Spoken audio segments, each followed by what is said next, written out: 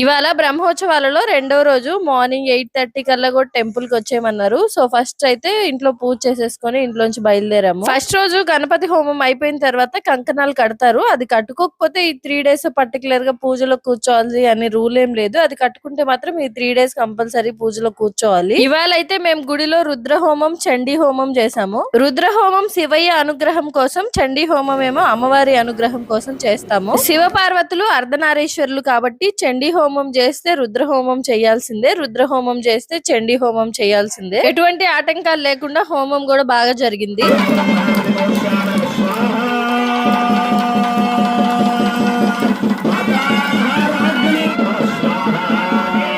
Morning 8:30, 9 కి అలా temple కి వచ్చాము. ఈ హోమం పూర్తయ్యేసరికి ఆఫ్టర్నూన్ 12:30 అయింది. లంచ్ కూడా ఇంకా టెంపుల్ దగ్గర అరేంజ్ చేశారు. ఇంకా పూజ అయ్యాక అమ్మవారి దర్శనం చేసుకుని వెళ్లి లంచ్ తినేసి ఇంటికి వచ్చేసాము. వీడియో నచ్చితే సబ్స్క్రైబ్.